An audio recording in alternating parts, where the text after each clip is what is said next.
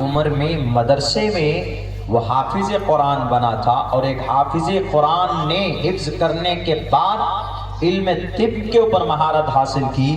इल्म तिब को MBBS बोलते हैं। हिकमत में डॉक्टरेट में डिग्री ली, PhD की उन्होंने, और इस्लामिक प्लेटफॉर्म से। लेकिन हाफिज कुरान है उस शख्स का नाम शेख हुसैन इब्न अली सीना है, और जिन्होंने ऐसी किताब लिखी है कि आज भी अंग्रेज घुटने टेक कर उस किताब को सलाम करते। तो ऐसा नहीं कि अगर कोई हाफिज बनेगा तो वह तरक्की नहीं कर सकता, वो सिर्फ मस्जिद में झाड़ू लगाएगा, अजान पढ़ेगा तो क्या कम बरकत वाली बात? अगर हाफिज कुरान अजान पढ़ता है तो कल क़यामत में सबसे ऊंची गर्दन उसी की होगी। काना अतवल अन्नास इला यौमिल क़ियामति अनाक़न अल मुअज़्ज़िनून, मुअज़्ज़िनों की गर्दन सबसे ऊंची होगी। दुनिया का prime minister, CM, MP, MLA, उद्योगपति, करोड़पति, जमींदार सब कल क़यामत में नफ्सी नफ्सी के आलम में मुब्तला होंगे। लेकिन हाफिज कुरान से कहा जाएगा इक़रा वर्तक़ी, पढ़ो और जन्नत में जाओ। There is no caution for you, there is no condition for you, you free, तुम फ्री हो जाओ। इक़रा, पढ़ो जैसे दुनिया में पढ़ते, वर्तक़ी, चढ़ो, जन्नत के बाला खाने में चढ़ो। जहां तुम्हारा कुरान पूरा होगा वहीं पर तुम्हारी मंजिल होगी। ये एक हाफिज कुरान के लिए मकाम व मर्तबा। हम लोग ऐसे ही समझते हैं दुनिया तो गुजर चली गई, जिंदगी खत्म, मौत आई, सब खत्म, और ये होना है ऑलमस्ट टू डाई, कुल्लु नफ्सिन ज़ाइक़तुल मौत, सबको मरना है। लेकिन अपने बच्चे को कम से कम हाफिज कुरान बनाइए, तालीम जरूर दीजिए अपने बच्चों को। कुछ लोग एतराज करते हैं इस कुरान पर, बाज ऐसे लोग भी हैं जिन्हें इल्म नहीं है, जिन्हें ज्ञान नहीं है, वो कुरान पर एतराज करते हैं कि मुसलमानों के पास जो कुरान है, जो मुसलमानों का जो ग्रंथ है, उसमें बहुत बहुत गलत बातें लिखी गई। कुरान सिर्फ मुसलमानों की किताब है। कोई मुसलमान, कोई मुफ्ती साहब कहेगा कि this book only for Muslim, नहीं, कुरान मुसलमानों की किताब नहीं है, कुरान इंसानों की किताब। मैंने आयत पढ़ी अभी, शहरु रमज़ान अल्लज़ी उन्ज़िल फ़ीहिल क़ुरआन हुदल लिन्नास, नास सबको बोला जाता, मर्द, औरत, हिंदू, मुस्लिम, क्रिश्चियन, जैन, बौद्ध, पूरी दुनिया में जो हजरत आदम की औलाद है, सब के लिए, नास सबके लिए कुरान हिदायत है। कुरान में क्या है? पहले नंबर पर क्या है? पहली आयत जो नाजिल हुई, पहली आयत, सबसे पहला मैसेज जो 500-550 साल के बाद आसमान से जमीन का रिश्ता जुड़ा, और सबसे पहला पैगाम, from the sky to the land, from the आसमान टू द जमीन, from the sky to the earth, आसमान से जमीन का रिश्ता जुड़ा। The first message has been sent down, जो पहला पैगाम है जो आसमान से यानी अल्लाह की तरफ से जमीन पर भेजा गया, वो कौन सा है? वो है इक़रा बिस्मि रब्बिकल्लज़ी खलक़ खलक़ल इंसान मिन अलक़। क्या पैगाम है? पढ़ो, ए नबी पढ़िए, पढ़िए आप, इक़रा। पता ये चला कि तालीम जरूरी है। वो तालीम भी किसके नाम पर? अपने रब के नाम से। इक़रा बिस्मि, पढ़िए अपने उस रब के नाम से जिसने सबको पैदा किया। रब को अगर नहीं पढ़ेंगे, मुसलमान है तो रब, हिंदू है तो परमात्मा, ईश्वर के नाम से पढ़िए, ईश्वर के नाम को जानिए। के हेतु ब्रह्म गतिस्तांति सत्संगतिर्दान विचारतोषा, परमात्मा के नामों का विशेषताओं को जानो तो परमात्मा से कुर्बत बढ़ेगी, परमात्मा के प्रिय मित्र बनोगे। परमात्मा के बारे में कहा है, किसी उद्योगपति, किसी नेता, किसी लीडर की चापलूसी के लिए नहीं कहा। परमात्मा के हेतु ब्रह्म, ब्रह्म गतिस्तांति सत्संगतिर्दान विचारतोषा। कुरान कहता है इक़रा बिस्मि, पढ़िए अपने रब के नाम से। पता ये चला कि पढ़ना जरूरी है, तालीम जरूरी। गांव तरक्की करेगा तालीम से, समाज और सोसाइटी के अंदर तरक्की पैदा होगी समाज के जरिए से, इंसान महान बनेगा तालीम के जरिए से। और सिर्फ अगर तालीम को पढ़े रब को ना पढ़े तो फिर वो तालीम नुकसानदेह भी है। जैसे आज यूरोप, अमेरिका, यहूदी लोग सिर्फ तालीम के ऊपर मेहनत करते हैं लेकिन अपने गॉड को, लॉर्ड को भूल जाते हैं। और जिसके पादाश में जापान के अंदर दूसरी जंग अजीम हुई थी तो अमेरिका ने 2 एटम बम बरसाए थे हिरोशिमा और नागासाकी के ऊपर में, तो करोड़ों लोग चंद सेकंड के अंदर दफन हो गए थे। तालीम तो थी उनके पास लेकिन रब और परमात्मा का नाम जुड़ा हुआ नहीं था। जब ईश्वर और परमात्मा, जब अल्लाह का नाम नहीं जुड़ता है तालीम के साथ तो फिर नरमी नहीं आती है बल्कि वो तालीम सख्ती को पैदा करता है। और वही हुआ, इसीलिए अल्लाह का कुरान कहता है इक़रा बिस्मि रब्बिकल्लज़ी खलक़, उस रब के नाम से पढ़ो, तालीम हासिल करो जिसने तुमको पैदा किया है, जिसने इंसानों को पैदा किया है। इक़रा, पढ़िए, यही पैगाम है पहला। पढ़ने के बारे में खुसूसन श्रीमद् भगवद गीता में श्री कृष्ण जी ने भी कहा,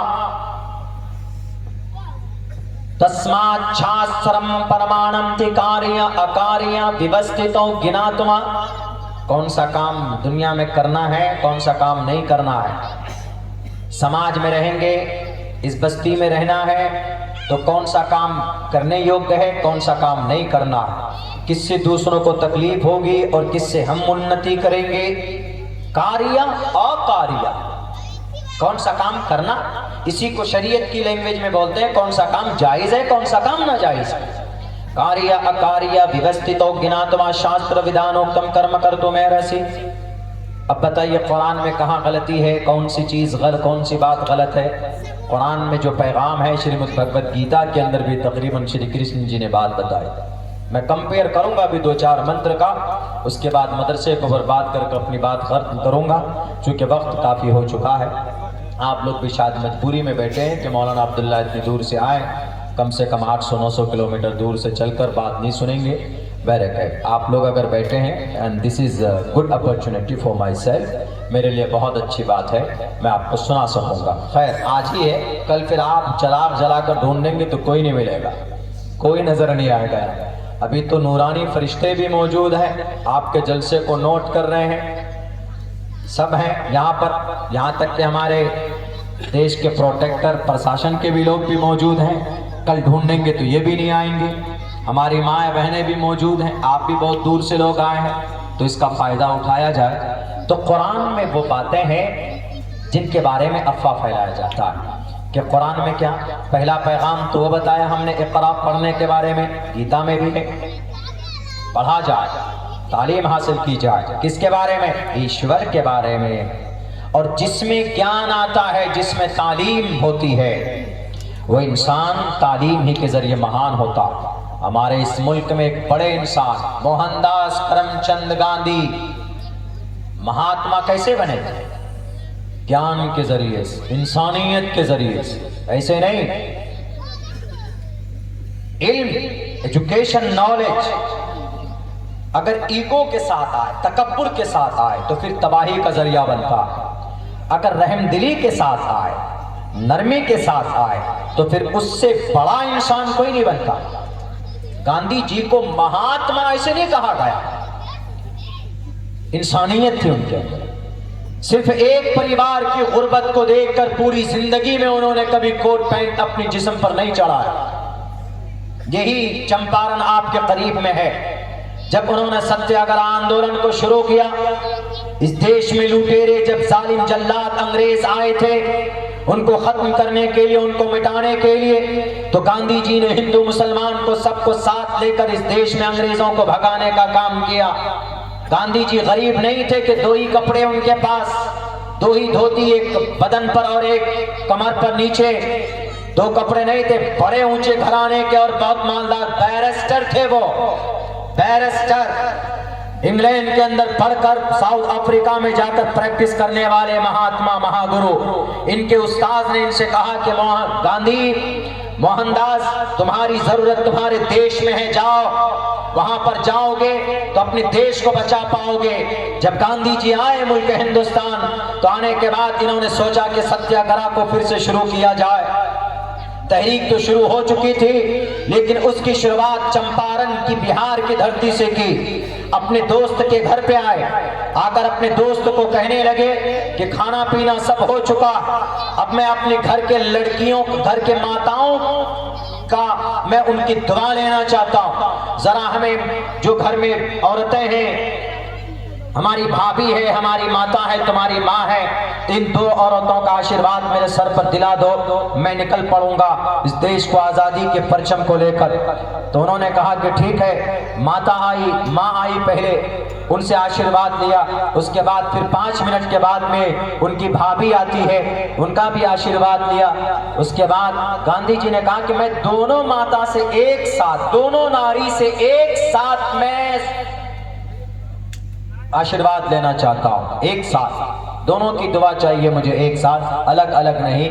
तो उनके दोस्त ने कहा कि गांधी जी, मोहनदास करमचंद बैरिस्टर साहब, ऐसा है कि मेरे घर में सिर्फ एक ही ढंग का कपड़ा है, एक ही साड़ी है, वरना पुराने फटे हुए कपड़े हैं। जब मेरी बीवी पहनती है तो मेरी माँ फटे हुए कपड़े पहनकर रहती है, और जब मेरी माँ पहनती है, आपके पास आती है उसको पहनकर, तो मेरी बीवी उसको इस्तेमाल करती है। इसीलिए दोनों औरत एक साथ नहीं आ सकती, चूंकि उनके पास सलीके के कपड़े नहीं। तो गांधी जी ने सोचा कि इतनी गुर्बत इस देश में, हमारा मुल्क इतनी गुर्बत और इतनी मुफलिसी में लोग यहाँ पर जिंदगी गुजार रहे हैं, और मैं कोट पैंट में उसी दिन तौबा किया, निकलने के बाद अपनी जिस्म से कोट को, पैंट को उतार कर फेंका, और उन्होंने ये तय किया कि मैं मरते दम तक जब इस मुल्क हिंदुस्तान को इस लेवल पर नहीं पहुंचा दूंगा कि सबके पास अच्छे कपड़े हों, अच्छे मकान हो, खाने पीने के बेहतर असबाब हो, तब तक मैं इस अपने बदन पर कपड़ा नहीं चढ़ाऊंगा। पूरी जिंदगी बिता दी, मर गए, चले गए, लेकिन उन्होंने अपनी बॉडी के ऊपर कभी कोट पैंट आपने नहीं देखा होगा। उसकी वजह यही थी, उनके अंदर इल्म के साथ साथ इंसानियत थी। तो इसीलिए उनको खिताब दिया गया मोहनदास करमचंद गांधी, महात्मा गांधी। महात्मा हर किसी को नहीं मिल सकता, अब्दुल्ला को नहीं मिल सकता, आपको नहीं मिल सकता। महाआत्मा का मतलब बड़ी शख्सियत, ऊंची जात के मालिक। इसीलिए मैं कहा करता हूं कि अगर इल्म आएगा, अगर इल्म नरमी के साथ आए, अगर इल्म रहमो करम के साथ आए, तो उससे कौम को फायदा होता है। इल्म नफरत के साथ आए, ज्ञान अगर तकब्बुर के साथ आए, तो फिर इस उम्मत का बेड़ा गर्क कर सकता, इस मुल्क का चौपट कर सकता। फिरौन को जानकारी थी, लेकिन गुरूर था साथ में, तो फिरौन बना। वो मर्द आज तक जमीन और आसमान ने उसको कबूल नहीं किया। अबू जहल को बहुत ज्यादा ज्ञान होने के बावजूद भी दुनिया ने कबूल नहीं किया, इस उम्मत का फिरौन कहलाया। तो इसीलिए मैं कहता हूं कि ज्ञान आए, नरमी के साथ आए। इसी को श्रीमद् भगवद गीता में कहा है, बहुनाम जन्म उदारा सर्व एवैते ज्ञानी तात्मेव मयमतम आस्थिता संयुक्तात्मा मामेवामुत्तमां गतिम बहुनाम जन्म नामन्ते ज्ञानवान माम परपद्यते वासुदेवा सर्वमिति समहा आत्मा। महात्मा इंसान कैसे बनता है? ज्ञान से, तालीम से बनता है। महात्मा तभी बनता है, गुरु तभी बनता है। तो इससे साफ पता चलता है कि ज्ञान होना जरूरी है। इस मंच से मैं अपने सनातन धर्मी भाई को भी कहूंगा कि आप भी ज्ञान हासिल करें अपने शास्त्र की रोशनी में। अगर आपको कोई कुरान के बारे में, इस्लाम के बारे में गलत खबर देता है, तो उसको आप किसी से वेरीफाई मत कीजिए। व्हाट्सएप, फेसबुक तो ये तो लड़ाने वाले काम करते हैं, बल्कि अपने शास्त्र में पढ़िए। शास्त्र में अच्छी बातें लिखी होती। जैसे मिसाल के तौर पर हिंदू मुस्लिम को लड़ाने में बहुत लोग अहम किरदार अदा करते हैं। क्या कुछ बात मुसलमानों के नबी के खिलाफ बोल दिए, या कुछ बात श्री रामचंद्र जी के खिलाफ बोल दिए, तो लड़ाई हो गई, लड़ गए, एकदम जोश में आ गए। इसकी हकीकत क्या है, इसका पता शास्त्र से चलेगा। मिसाल के तौर पर कुछ लोग बोल देते हैं कि मोहम्मद सल्लल्लाहु अलैहि वसल्लम ने 6 साल की बच्ची से विवाह किया, अम्मा आयशा से। 6 साल की उम्र थी ना। अल्लाह के नबी की उम्र कितनी थी? तकरीबन 50 साल। ये बात परफेक्ट है। इसमें कोई शक नहीं। निकाह हुआ था, रुखसती नहीं हुई थी, बीवी नहीं बनाकर लाए थे अल्लाह के नबी। और ये निकाह अल्लाह के नबी का पहला निकाह अम्मा खदीजतुल कुबरा से हुआ। खदीजतुल कुबरा की उम्र उस वक्त 40 साल थी और अल्लाह के नबी का पहला निकाह, पहली बीवी खदीजतुल कुबरा, उनकी उम्र 40 साल, अल्लाह के नबी की उम्र 25 साल। 25 साल से 50 साल एक ही बीवी के साथ, वो भी उम्र दराज। आजकल का कोई लड़का कर पाएगा? अगर कोई लड़का इंजीनियर है, कोई लड़का वेल क्वालिफाइड है, इंजीनियर है, बेहतर है, सेटल्ड है, सब कुछ है, कारोबार है, रोजी है। अल्लाह के नबी बड़े ताजिर थे मोहम्मद रसूलुल्लाह, अब बहुत ज़हीन और फतीन के मालिक थे। 25 साल के बाद बहादुर भी थे और हैंडसम तो अल्लाह के नबी थे, बहुत खूबसूरत, इतने हसीन और जमील कि लोग शक्ल देखे तो देखते रह जाए। अब हुरैरा ने कहा कि जैसे ही मैंने देखा मोहम्मद रसूलुल्लाह की शक्ल तो हमने चेहरा देखते ही कह दिया कि ये किसी झूठे की शक्ल नहीं हो सकती, इतनी कशिश थी आप अलैहिस्सलाम की खूबसूरत चेहरे में। 25 साल का नौजवान अगर 40 साल की 2 मरतबा बेवा औरत से, अगर आजकल आज के ज़माने में कोई माँ ये कहे कि बेटा मैं तुम्हारी शादी एक 40 साल की 2 मरतबा बेवा हो चुकी है उस औरत से कराना चाहता हूँ, क्या वो लड़का कर लेगा? वो फांसी लगाकर पंखे से लटक कर मर जाएगा लेकिन विवाह नहीं करेगा। कहेगा कि मैं क्यों करूंगा? लेकिन अल्लाह के नबी ने बिना छू चढ़ा पैगाम निकाह आया। आपके सरपरस्त अबू ख्वाजा अबू तालिब थे, आपने अपने चचा के पास मैटर को भेजा, चचा ने कहा ठीक है कर लो निकाह। निकाह हुआ, 25 साल तक बूढ़ी औरत के साथ रहे, कोई विवाह नहीं। जब उनका इंतकाल हो जाता है तब अम्मा आयशा से विवाह निकाह होता है, निकाह। और निकाह कौन पढ़ाते? आयशा सिद्दीक़ा रज़ी अल्लाह ताला अन्हा के वालिद अबू बकर पढ़ाते। इस्लाम में ऐसा है कि अगर लड़की या लड़का नाबालिग हो, 6 महीने की हो, 1 महीने की भी हो, उम्र लड़की की या लड़के की दोनों की, इस्लामिक शरीयत में यह प्रावधान है कि अगर माँ बाप, लड़की लड़का दोनों के माँ बाप अगर राजी हो तो निकाह पढ़ा सकते, निकाह वैलिड हो जाएगा, माँ बाप राजी हो। इस्लाम में लड़की 12 साल की उम्र में बालिग होती है, लड़का 14 साल की उम्र में। भारत के संविधान में लड़की 18 साल की उम्र में, लड़का 21 साल की उम्र में होता है। हमारे इंडियन कानून में ये सिस्टम है, एक मैंने बताया बैरक है। उस जमाने में मोहम्मद रसूलुल्लाह का विवाह हुआ खदीजतुल कुबरा के इंतकाल के बाद। तो निकाह कौन पढ़ाया? अबू बकर सिद्दीक। तो पहले ये पता चला कि आप अलैहिस्सलाम ने दबाव डालकर निकाह नहीं पढ़ा अम्मा आयशा से। अगर दबाव डालकर पढ़ते तो फिर अबू बकर क्यों पढ़ाते? वो तो बाप हैं, वो तो डंडा लेकर खड़े हो जाते कि मेरी बीवी, मेरी बेटी पर जुल्म नहीं होने दूंगा। नहीं, खुशी से पढ़ाया, खुशी से। निकाह हो गया, अम्मा आयशा 9 साल की हो गई। तब 9 साल की होने के बाद अबू बकर ने कहा ए अल्लाह के नबी, आपकी बीवी आपके लायक हो चुकी है, अब आप लेकर जा सकते हैं, लेकर जाइए। तो अल्लाह के नबी तब लेकर आए। तो क्या 9 साल की उम्र में भी तो बच्ची छोटी होती है, विवाह कैसे कर सकते हैं? आज के जमाने में तो 15 साल की उम्र में भी नहीं कर सकते। क्यों? सेहत के एतबार से कमजोर होती, इंडियन कानून इजाजत नहीं देती आपको। ज्यादा से ज्यादा बच्ची ताकतवर हो, लड़का लड़की दोनों इस लिहाज से, उम्र के लिहाज से इस दहलीज पर पहुंचे, सेहत इतनी मजबूत हो उनकी कि ताकि अगर वो शादी कर लें तो शादी के बाद बीमार न पड़े। इसका रिजल्ट कब आता है? जब बच्चे की पैदाइश होती है। आज कम से कम 75% बच्चे की पैदाइश सीजर के जरिए से होता, ऑपरेशन के जरिए से होता, नॉर्मल डिलीवरी नहीं होती। क्यों? क्योंकि सेहत में, खाने में केमिकल खाते हैं, सेहत कमजोर होने की वजह से। वरना 15 साल पहले घर में एक आबादी बढ़ जाती थी, पता ही नहीं चलता था। एक बच्चे का जन्म हो गया, किसी को पता नहीं चलता था आसपास में। लेकिन अब वैसा सिस्टम नहीं है, तो इसीलिए कमजोर, कम उम्र में बच्चे का विवाह नहीं होना चाहिए। आप ये कहेंगे कि मौलाना अल्लाह के नबी ने तो किया है, तो इसका एक्सप्लेन क्या है? इसका एक्सप्लेन ये है कि अम्मा आयशा 9 साल की उम्र में बालिग हो चुकी थी। क्यों? क्योंकि अरब में गर्म इलाका है, गर्म इलाके में बच्चे कम उम्र में बालिग हो जाते हैं, बड़े हो जाते हैं। जैसे नेपाल चले जाएं, एक नेपाली 50 साल का आपकी उम्र के सामने, आपके सामने खड़ा कर दिया जाएगा तो नेपाली दिखने में लगेगा कि 15 साल का है, उम्र 50 साल। क्यों? वहां के आबो हवा, एक चाइनीज को आपके सामने लाके खड़ा कर देंगे, 70 साल का, दिखने में लगेगा कि अभी 30 साल का है।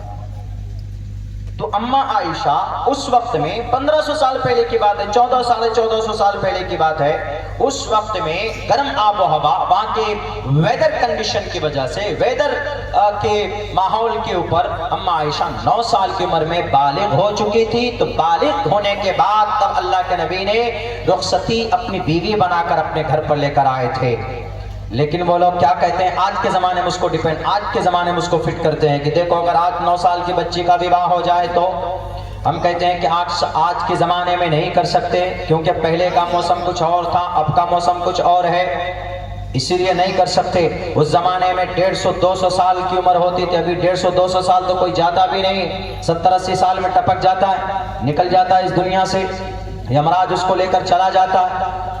इसीलिए अब 1500 साल पहले क्या हुआ था उसको अभी डिपेंड करके कोई फैसला करेंगे तो गलत। और उस वक्त अल्लाह के नबी ने गलत नहीं किया था। आप अलैहिस्सलाम ने 6 साल की उम्र में विवाह किया, 9 साल की उम्र में रुखसती की, तो गलत नहीं था, शरीयत के अंदर में ये प्रमाण है। लेकिन इसी को लड़ाते, इसको बोलेंगे हिंदू मुसलमान कराएंगे, और हमारे नौजवान न इधर समझते न उधर समझते, बस डंडा उठाया, लड़ने लग गए। लड़ने से नुकसान होता है, समाज खतरे में आता है, लोगों को तकलीफ होती है, शांति और जो अमन सुकून का माहौल और फिजा खराब होता, बिल्कुल नहीं होना चाहिए। अगर कोई ऐसा स्टेटमेंट देता, जैसे एक गुरुजी ने ये स्टेटमेंट दिया, तो हम देखेंगे कि भाई इसका सलूशन क्या है, तो हम उनसे बहस करेंगे, हम उनसे कहेंगे कि आपने जो ये दलील, आपने जो ये बात कही है, ये बात बिल्कुल परफेक्ट है। लेकिन अल्लाह के नबी अलैहिस्सलाम ने बालिग होने के बाद अम्मा आयशा से विवाह किया था, और उस वक्त 9 साल की उम्र में बालिग हो गई थी। अब बड़ा बालिग होना, गोरा काला होना, ये सिर्फ आबो हवा पर डिपेंड करता है। आप यहाँ के कुशीनगर के लोग, इस डिस्ट्रिक्ट के लोग गोरे गोरे होते अल्हम्दुलिल्लाह, कम से कम सांवले तो होते ही हैं, काला आप में ज्यादा से ज्यादा 2-2.5-3% होगा। लेकिन इसी भारत में केरला चले जाइए, वहां सब के सब आपको काले मिलेंगे। हालांकि सबसे ज्यादा पढ़ा लिखा गॉड जोन जिसको कहा जाता वो केरला को कहा जाता, वहां पर आपको 2-3% लोग गोरे नहीं मिलेंगे। टोटल मर्द है, औरत है, बच्चा है, सब के सब काले मिलेंगे। उन्होंने कौन सा गुनाह किया कि भाई इतने पढ़े लिखे होने के बावजूद भी वो काले काले क्यों हैं? उनके पास टेक्नोलॉजी नहीं है गोरे होने के लिए, कोई क्रीम और कोई ऑयल नहीं है कि जो रगड़ रगड़ कर गोरे हो जाएं। नहीं हो सकता, क्योंकि वहां के आबो हवा, वहां के पानी का मिजाज और वहां की फिजा की असर ऐसी है कि वो कुछ भी कर ले वो गोरे नहीं हो सकते। वरना केरला वाला डंडा लेकर खड़ा नहीं होगा, अल्लाह हमको काला क्यों बनाकर पैदा कर रहे हैं? तो अल्लाह की तरफ से जवाब आएगा कि यहाँ तुम समंदर के करीब हो, यहाँ पर कोई भी हो, तुम तो फिर भी ठीक ठाक हो। श्रीलंका चले जाओगे, मुथैया मुरलीधरन को देखोगे तो डर जाओगे। वहीं वेस्ट इंडीज चले जाओगे तो क्रिस गेल को इंसान दिन में देखकर कहता है कि ये जिन्नात कहाँ से आ गया। तो ये सारी चीजें डिपेंड करती है माहौल पर, आबो हवा पर। अब इसको अगर आप कुरान और शरीयत में फिट कीजिएगा, आप कहिएगा कि मदीने में, अरब में लोग गोरे चिट्टे होते हैं और हबशी लोग क्यों काले होते हैं? तो ये अल्लाह ने निजाम फिक्स कर दिया है। आपके इस उत्तर प्रदेश में अभी बहुत ज्यादा ठंडी, आप चले जाएं कहाँ, मुंबई चले जाइए, अभी आपको पंखा चलाकर सोना पड़ेगा। इधर के लोग तो बहुत रहते हैं ना। आप बेंगलोर चले जाइए, इधर ठंडी होगी, वहां पर आप पंखा चलाकर सोएंगे। चेन्नई चले जाइए, कलकत्ता चले जाएं, वहां पर गर्मी होती।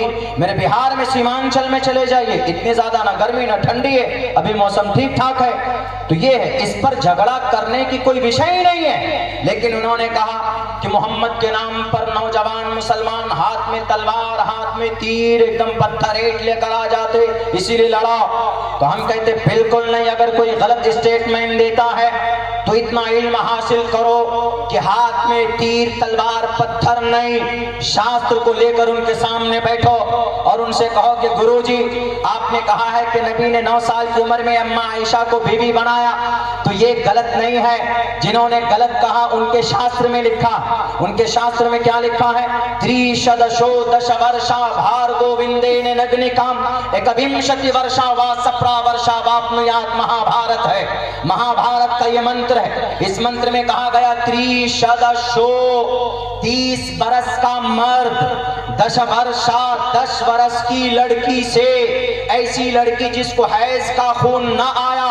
हैज का खून किसको बोलते हैं? जो बालिग हैं, जो शादीशुदा हैं वो जानते हैं, जो नहीं जानते, जो नाबालिग हैं वो इंतजार कीजिए बालिग होने का और अपनी शादी का। तो जिसको हैज का खून ना आया हो, उस लड़की से 10 साल की अगर हो जाए, 10 साल की कोई बच्ची है, तो 30 बरस का मर्द अगर विवाह करना चाहता है तो महाभारत कहती है, महाभारत ग्रंथ है, महाभारत जैसे मुसलमानों में बुखारी और मुस्लिम है, ऐसे हिंदुओं के, हिंदू भाइयों के यहाँ महाभारत है। जैसे मुसलमानों में कुरान है, हिंदू भाइयों में ऋग्वेद, यजुर्वेद, सामवेद, अथर्ववेद है। जैसे मुसलमानों में फिक़ह की किताब है, हिंदू भाइयों में मनुस्मृति।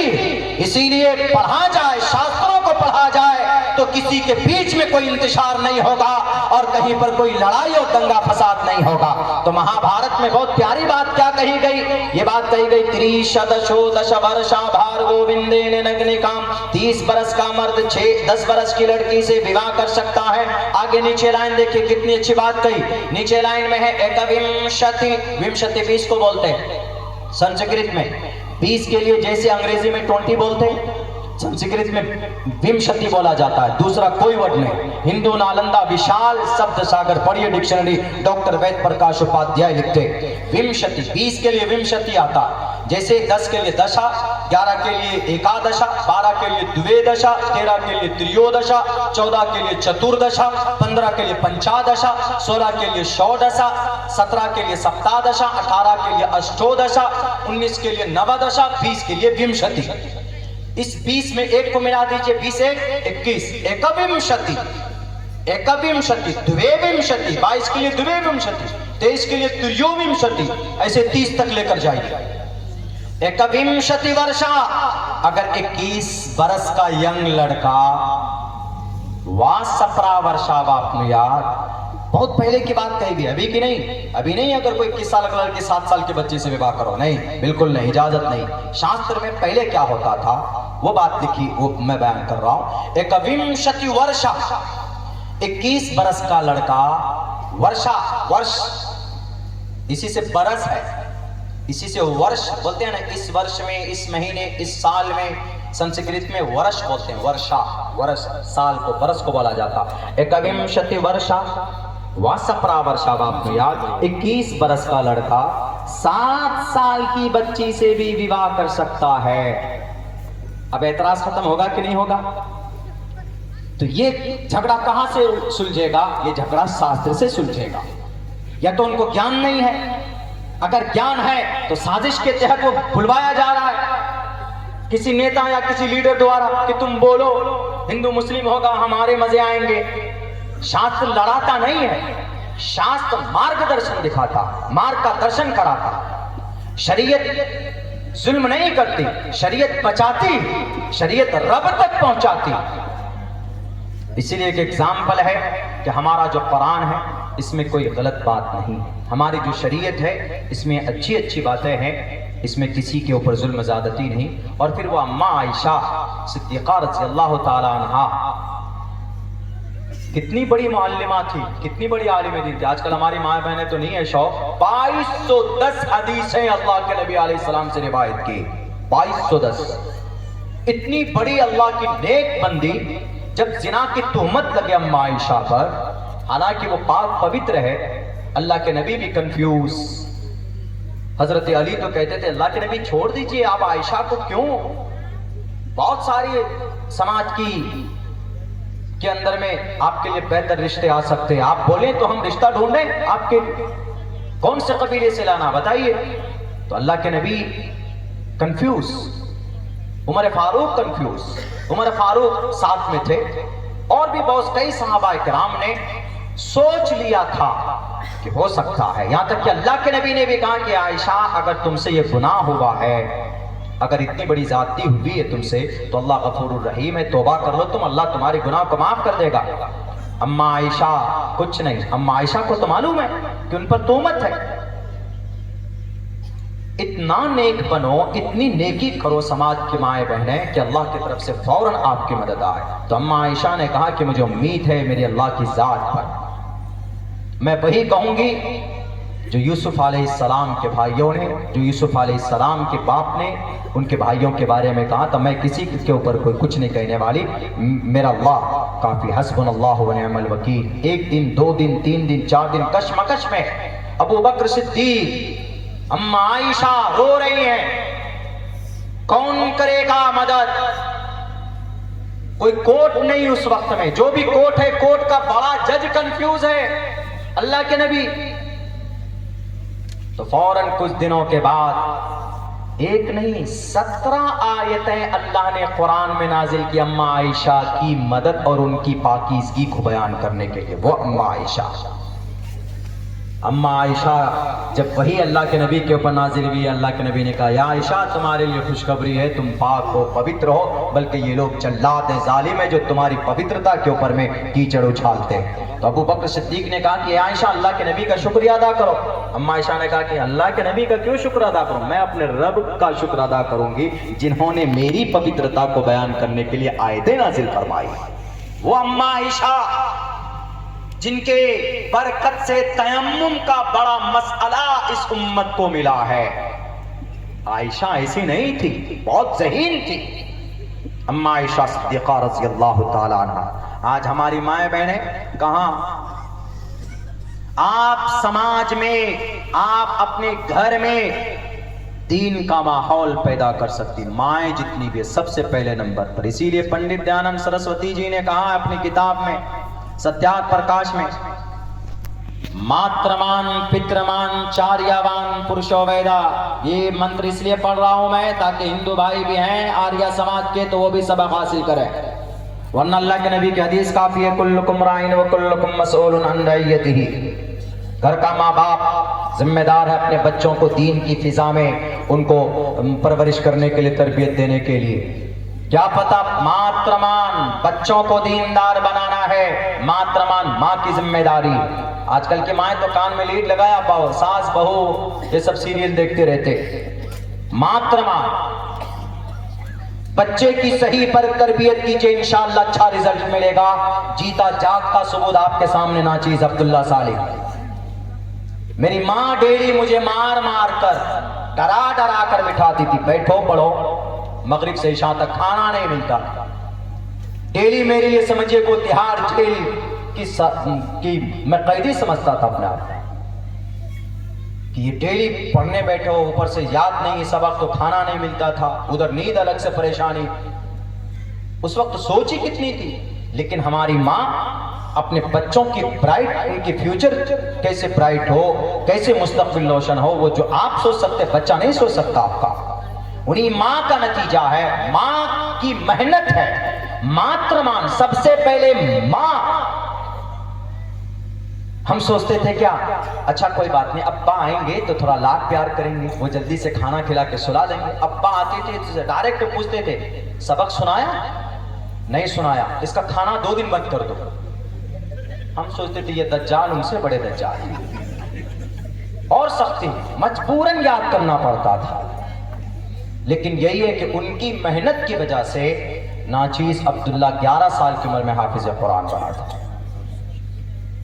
तो वही है मात्रमान, बच्चे की परवरिश पहले माँ, दूसरे नंबर पर पितृमान अब्बा, जैसे मेरे अब्बा। मात्रमान पितृमान, तीसरे नंबर पर हजरत मुफ्ती साहब उस्ताद। माँ बच्चे की परवरिश, माँ बाप टीचर, तीसरे नंबर पर टीचर है। तब जाकर क्या बनता है आदमी?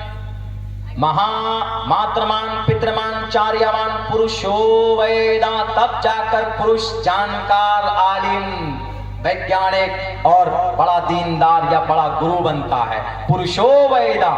जब 3 आदमी की मेहनत होती है तब जाकर एक इंसान, एक समाज के अंदर एक बच्चा पढ़ा लिखा पैदा होता। अगर हर घर में माँ बाप मेहनत करे और टीचर यानी मदरसा, आपके मदरसे की हालत खराब है गांव वालों सुन लो, आपकी कौम की तरक्की मदरसे पर, मकतब पर निर्भर है। जब वहां तालीम सही नहीं होगी, मदरसा मकतब नहीं चलेगा, हाफिज़े कुरान नहीं बनेगा, मास्टर नहीं बनेगा, डॉक्टर नहीं बनेगा, तो आपका गांव कैसे तरक्की करेगा? इसीलिए अपने खान पान में कमी कीजिए। अपने बच्चों को जिस इदारे में पढ़ाते हैं उस इदारों को सर जोड़कर बैठ कर आगे बढ़ाइए। कौम की तरक्की तालीम के अंदर है। अगर तालीम नहीं है आपके बच्चे को तो आपका बच्चा शराबी, कबाबी, दंगाई, लुटेरा, फसादी बनेगा। अगर पढ़ा लिखा समाज आप चाहते तो उसके लिए मकतब का, पाठशाले का होना बहुत जरूरी है। इस मंत्र में यही बात बताई गई, मातृमान पितृमान चार्यावान। अल्लाह के नबी की हदीस भी है, कुल्लुकुम राइन व कुल्लुकुम मसऊलुन अन रइयतिही।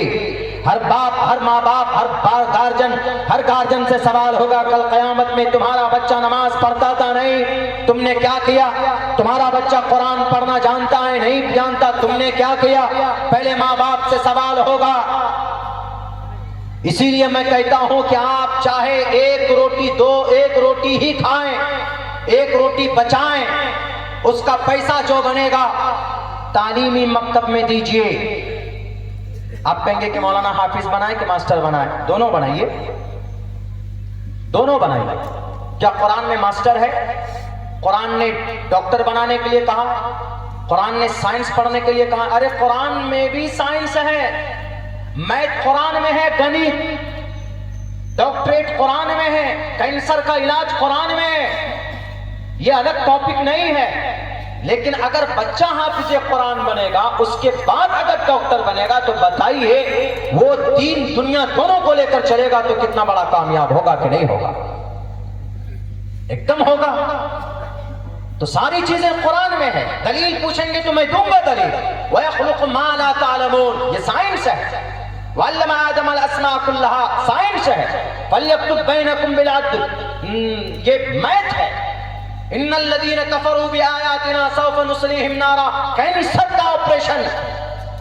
डॉक्टर शेख हुसैन इब्न अली सीना हाफिज कुरान डॉक्टरेट पर किताब लिखकर लाया है। बताइए, तो ऐसा नहीं है। इसको तो अंग्रेज की चाल ने अलग अलग किया है। ये मैट्रिक, साइंस, सोशल साइंस, अंग्रेजी, हिंदी, किनकी सिलेबस है? ये अंग्रेजों का। लेकिन हम अगर इनको दुनियावी एतबार से अगर फायदेमंद है ये चीज, तो इसका मजमून कुरान में भी मौजूद है। आप एक अच्छा इदारा बना सकते हैं। आपके पूरे बस्ती में 300 घर है। आपके मदरसे का बजट 70,000 रुपए मदरसे का। अगर आप 500 रुपए निकालते हैं महीने में, कम खाइए, चिकन कम खाइए, मटन कम खाइए, मछली कम खाइए, बचाइए, पैसा बचा लीजिए। आप अगर 1 किलो मटन नहीं लाएंगे, चिकन नहीं लाएंगे, तो 500 रुपए बचेगा। वो 500 रुपए जाकर मदरसे में दीजिए। मदरसे सच्चा मुसलमान और शरीयत की बका चाहते हैं तो मदरसों को आबाद रखना होगा। पढ़ाई नहीं होगी तो अल्लाह को कैसे पहचानेंगे? धर्मगुरु, आचार्य, संत नहीं होंगे तो पूजा प्रार्थना कैसे करेंगे? हमारे हिंदू भाई कैसे हवन जलाएंगे? कैसे दुर्गा माता की पूजा के लिए वो मंत्र पढ़ा जाएगा? या देवी सर्वभूतेषु मां सिद्धिदात्री नमस्तस्यै नमस्तस्यै नमो नमः। शैतान अगर चिपक जाए तो कैसे हनुमान चालीसा पढ़ेंगे? जय हनुमान ज्ञान गुण सागर, जय कपीसते लोक उजागर, रामदूत अतुलित बलदामा, अंजनी पुत्र पवन सुतनामा। पूरा पढ़कर सुना सकता हूँ तर्जमे के साथ, अल्हम्दुलिल्लाह। तालिबे इल्म हो, पढ़ना जानता हूँ, लेकिन इसके लिए तालीम का होना जरूरी है, इसके लिए पाठशाले का होना जरूरी है। ऐसे ही मदरसा, अगर कुरान की तालीम नहीं होगी, नमाज के बारे में बच्चे कहाँ से जाने? आप उसी मदरसे में दोनों चीज ऐड कीजिए। हमारे उलमा से मैं कहता हूँ, मैं वो कहता हूँ जो मैं अमली तौर पर, अल्हम्दुलिल्लाह मेरा स्कूल चलता है। I have run school, small school, and there are 250 students are there in my school. मेरे स्कूल में है, इंग्लिश मीडियम स्कूल है, साथ साथ में बच्चा 5 वक्त की नमाज भी पढ़ता।